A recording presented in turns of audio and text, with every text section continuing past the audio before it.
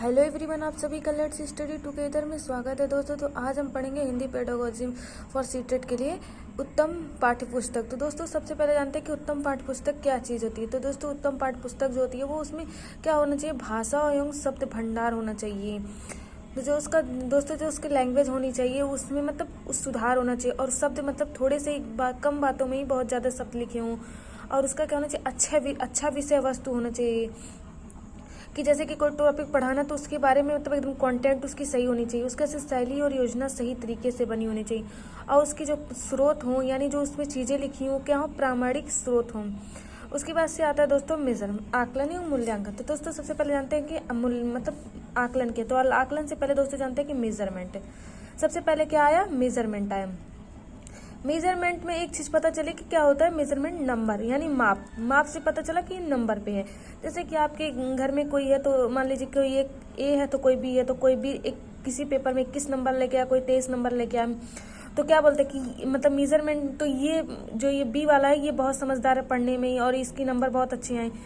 तो इस चीज़ मेजरमेंट से हमको सिर्फ नंबर का ही पता चला, और ये क्या था मतलब निगेटिव वर्ड था, जिसकी वजह से इसे रिजेक्ट कर दिया गया। और जब इसे रिजेक्ट किया गया तो इसी से हमें असेसमेंट का पता चला, आकलन का पता चला। तो आकलन क्या होता है दोस्तों, कि आकलन का जो एक मीनिंग होता है वो होता है क्या होता है, जो प्रोसेस होता है वो टीचिंग होता है, लर्निंग होता है।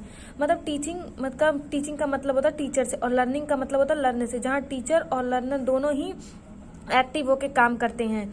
और जो मतलब आकलन में जो गैप होता है, जो मतलब जो हम पढ़ा रहे हैं बच्चों में जो गैप होता है लर्निंग है उसको पता करके अधिगम में एक सुधार ले आना।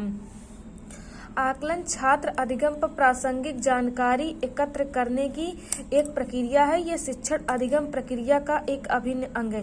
तो ये दोस्तों की जो अधिगम प्रक्रिया है, ये शिक्षण अधिगम टीचिंग लर्निंग प्रोसेस है, तो इसी के मतलब क्या है, एक अभिन्न अंग है। इसको हम एक शब्द में भी कहते हैं to improve teaching learning process. मतलब टीचिंग जो लर्निंग प्रोसेस है हम इसको कैसे इम्प्रूव कर सकते हैं, कैसे उस चीज़ को और अच्छे से बेहतर कर सकते हैं। तो दोस्तों इसके ऐसे आता है formative, summative and self assessment and peer assessment. तो फॉर्मेटिव असेसमेंट क्या होता है दोस्तों, फॉर्मेटिव असेसमेंट जो होता है वो मतलब जब जैसे आप पढ़ा रहे हैं तो पढ़ाई के दौरान ही फॉर्मेटिव असेसमेंट होता है। और समेटिव असेसमेंट क्या होता है, वो एंड में होता है। और जो सेल्फ असेसमेंट होता है वो सेल्फ खुद इंसान करता है। पीयर असेसमेंट जो आप ग्रुप में करते हैं वो चीज़ें होती है पीयर असेसमेंट।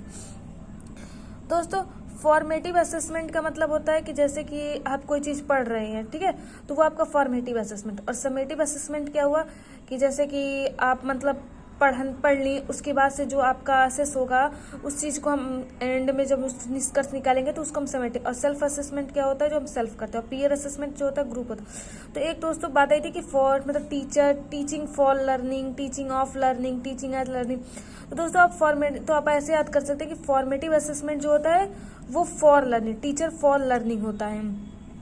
और जो समेटिव असेसमेंट होता है वो टीचिंग ऑफ लर्निंग होता है। और जो सेल्फ असेसमेंट होता है टीचिंग एज लर्निंग होता है। और पीयर असेसमेंट जो होता है टीचिंग एट लर्निंग होता है। तो आप दोस्तों इस चीज़ को याद रख सकते। और जैसे एग्जाम्पल के तौर पे हम मतलब अगर देखें तो फॉर्मेटिव असेसमेंट क्या होता है, जो हमारे क्लास में टेस्ट होता है उसी को हम फॉर्मेटिव असेसमेंट कहते हैं। और जो समेटिव असेसमेंट होता है वो जैसे सीटेट में जो आप पेपर देने जाएंगे वही हमारा समेटिव। और जो सेल्फ असेसमेंट होता है वो क्या होता है, मॉक टेस्ट होता है। और जो पीयर असेसमेंट होता है वो ग्रुप टेस्ट होता है। जैसे कि दोस्तों आप मान लीजिए कि जैसे कि अभी आप हमारी वीडियो देख रहे हैं, तो आप सीटेट का आया फॉर्म, उसके लिए आपने फिल किया, हमारी मतलब वीडियो देख रहे हैं, तो वो हमारा क्या हो गया फॉर्मेटिव, कि आप मतलब देख रहे हैं या फिर क्लास में। और समेटिव असेसमेंट क्या होगा, जो आप वहाँ पे सीटेट का एग्जाम देने के लिए जाएंगे, जो वहाँ पे आप टेस्ट देंगे वो।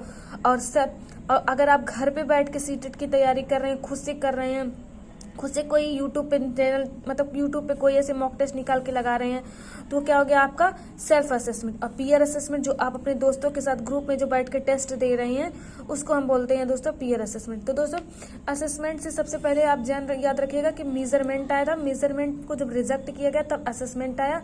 और जब ये चारों formative, summative assessment, self assessment और पीयर असेसमेंट जब हो जाता है दोस्तों, तो इसी को हम लोग बोलते हैं इवैल्यूएशन यानी मूल्यांकन। तो दोस्तों इवैल्यूएशन को हम दूसरे दिन पढ़ेंगे। आई होप आपको अच्छी लगी हो class. Thank you for watching.